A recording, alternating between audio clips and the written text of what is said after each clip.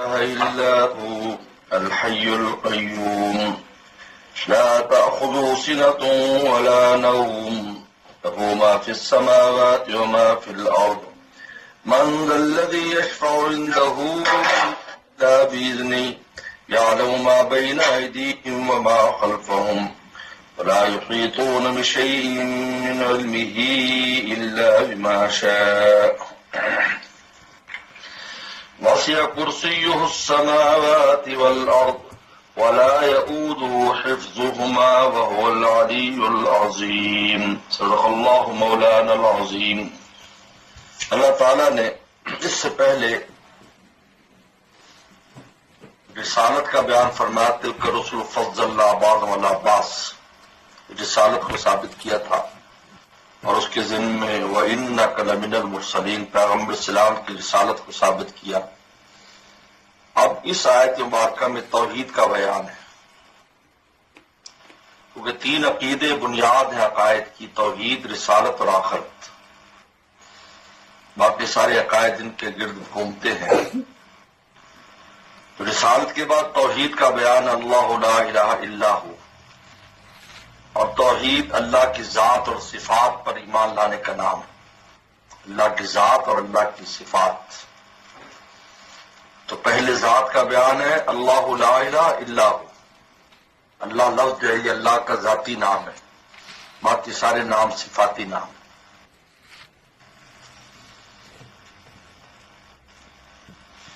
تو پہلے ذات کا بیان ہے، اللہ لا الہ الا ہو، یہ ذات ہے۔ الحی القیوم، یہاں سے صفات کا بیان ہے۔ سب سے پہلے اللہ تعالیٰ کی صفت حی کو بیان کیا ہے، کیونکہ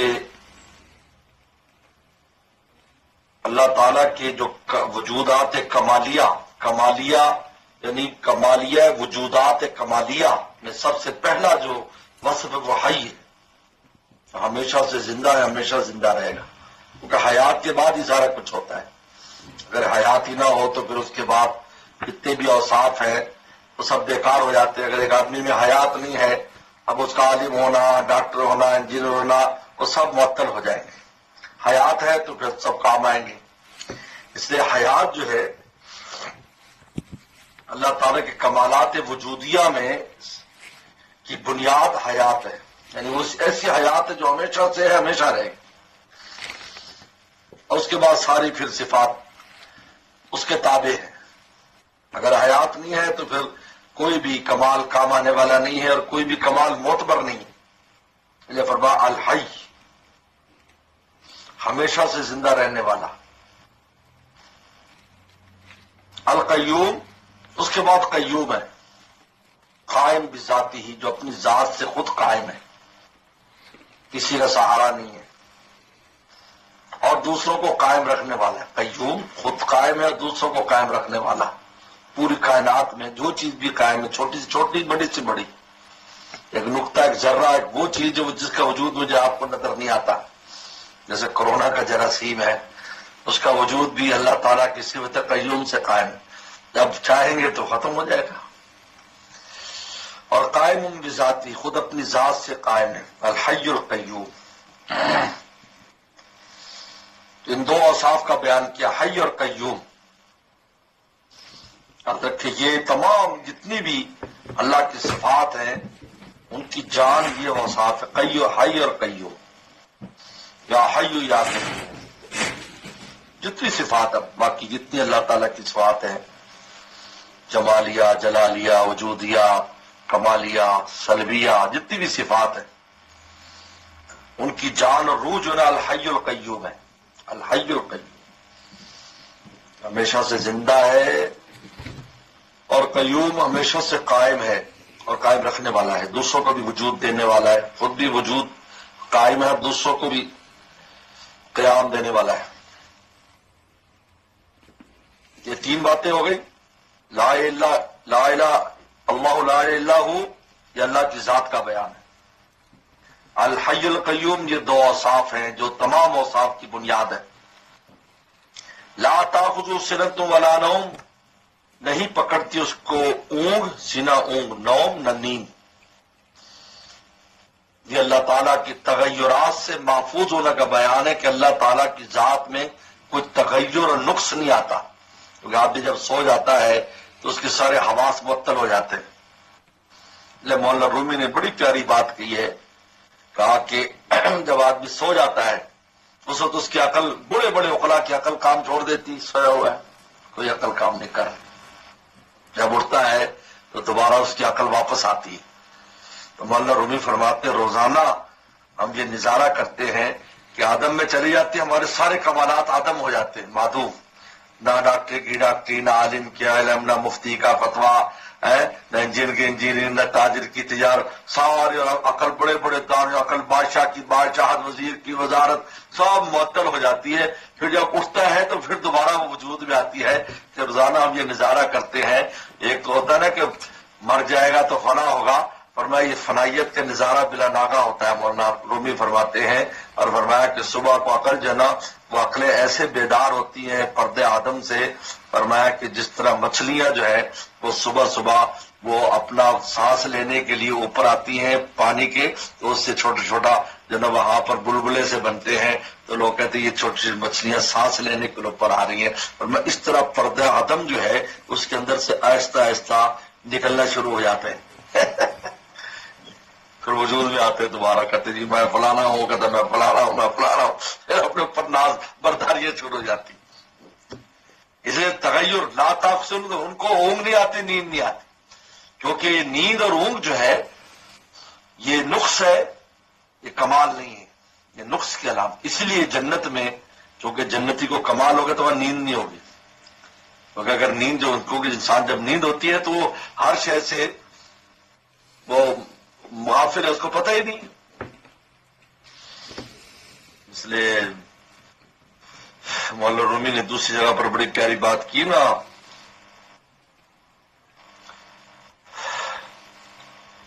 کہ جب رات ہوتی ہے تو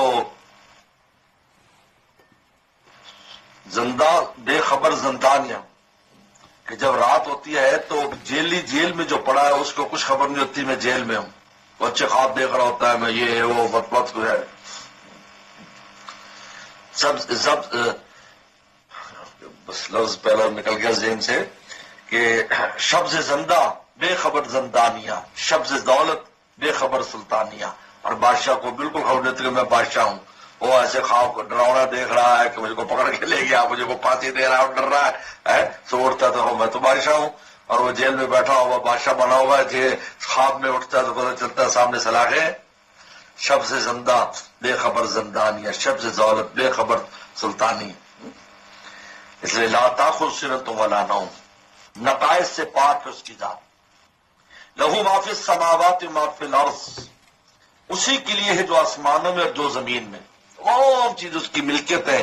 اللہ کی شان ملکیت کو بیان کیا، مالکیت، کہ ہر شے کی وہ مالک ہے، لہو ما فی السماوات و ما فی الارض، جو آسمانوں میں جو زمین میں سب کے مالک ہوا ہے۔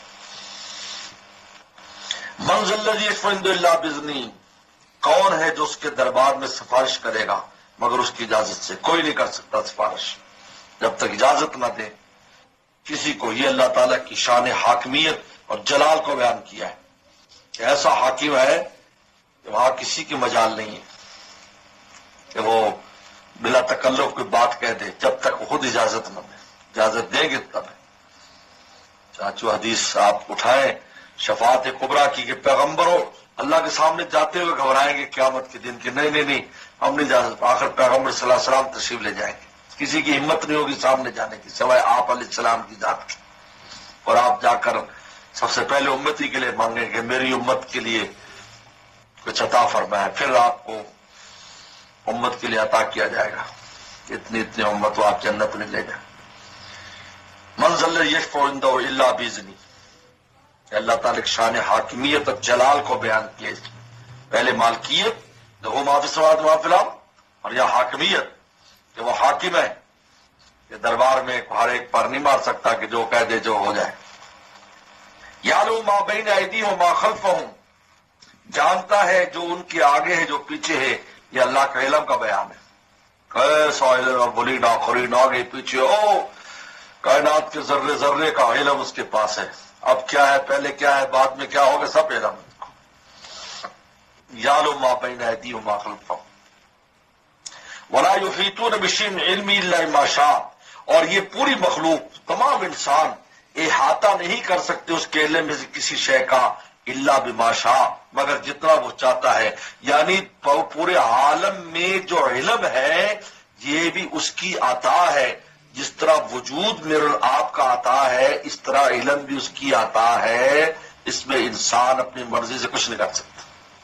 جس طرح میرے آپ کے وجود میں ہم محتاج ہیں اللہ تعالیٰ کے، وہ اگر حی اور قیوم ہے تو ہم بھی حی قیوم ہیں آج. ان کو نے کہا تو ہم بھی زندہ ہیں آج، اور ہم بھی آج قائم ہیں. حی اور قیوم کی وجہ سے ہم میں قیام ہے، حی اور قیوم کی وجہ سے ہم میں زندگی ہے. ان کے علم کی وجہ سے ہم میں علم ہے. تو جس طرح اپنے وجود میں مخلوقات اللہ تعالیٰ کی محتاج ہے، اس طرح علم میں بھی ان کی محتاج ہے. ولا یحیطون بشیء من علمہ، کس شے کے عطا کر دے الا بما شاء، مگر وہ جتنا وہ دے دے.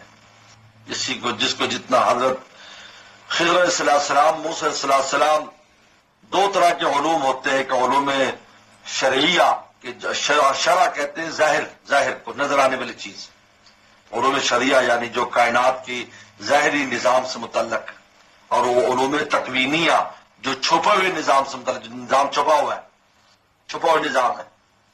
یہ تکوینی نظام ہے کہ فلاں جگہ سے فلاں چیز اٹھاؤ اور فلاں بندے کو دو، وہ اٹھائے وہ فلاں جگہ پہنچا دو. یہ حکم ہو رہا ہے، اور فرشتے جناب بندوں کو استعمال کر کے وہ چیز ہم تک پہنچا رہے ہیں. یہ تکوینی علم ہے، چھپا ہوا علم. اور ایک ظاہری شریعت کا علم ہے، نماز پڑھنی ہے، روزہ رکھنا ہے، یہ کرنا ہے. اب حضرت موسیٰ صلی اللہ علیہ وسلم اپنے زمانے کے شرعی علم کے سب سے بڑے عالم ہیں، اور خضر علیہ السلام تکوینی علم کے سب سے بڑے عالم ہیں. دونوں کشتی میں جا رہے ہیں تو ایک چڑیا آ کر بیٹھتی ہے اور وہ آ کر اس سمندر میں سے ایسے قطرہ پانی پیتی ہے. تو خضر علیہ السلام نے کہا موسیٰ تیرا میرا علم ملا کر اللہ کے علم میں اتنا بھی کم نہیں کیا جتنے چڑیا نے پانی کم کیا ہے. سمندر کو اس میں کیا لیا.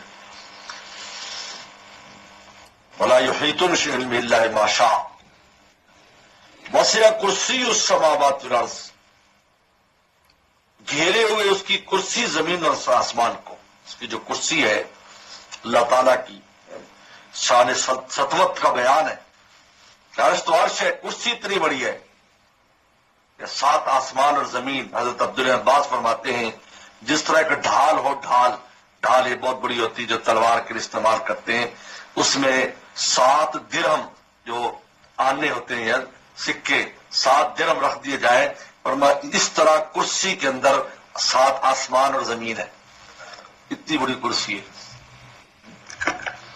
اور وہ کرسی عرش کے اوپر رکھی ایسے ہے جس طرح حدیث شریف میں آتا ہے کہ عرش پر کرسی کتنی بڑی ہے، فرمایا جیسے جنگل کے اندر انگوٹھی رکھ دی جائے تو انسان کو نظر آنا بھی مشکل ہے، فرمایا اتنی چھوٹی چیز ہے عرش کے مقابلے پر.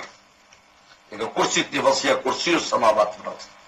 لیکن اس کرسی کا مطلب یہ نہیں کہ اللہ تعالیٰ اس پر بیٹھتے ہیں، اس لیے معنی ظاہری لیا کہ اللہ کی کرسی ہے، لیکن اس کرسی کے وسعت، کیونکہ کسی جگہ پر کسی کرسی کا ہونا یا کسی نشست کا ہونا ضروری نہیں کہ اس پر بیٹھا جائے. مراد حاکمیت ہوتی ہے، سلطنت ہوتی ہے، کہ اس کی شان سلطنت ایسی ہے کہ اس کا جو علامت ہے وہ اتنی بڑی ہے، 7 آسمان 7 زمینوں کو گھیرے ہوئے، اور عرش جو ہے اس کا تو کیا کہنا. لیکن ایسا نہیں ہے کہ اللہ تعالیٰ اس کرسی پر بیٹھتے ہیں یا بیٹھے ہیں. آج تجلی ہوتی ہے، تجلیات الہی ہوتے ہیں، خاص انوارات ہوتے ہیں. اس کے کرسی کی بھی اپنے انوارات ہیں، عرش کے اپنا انوارات ہیں.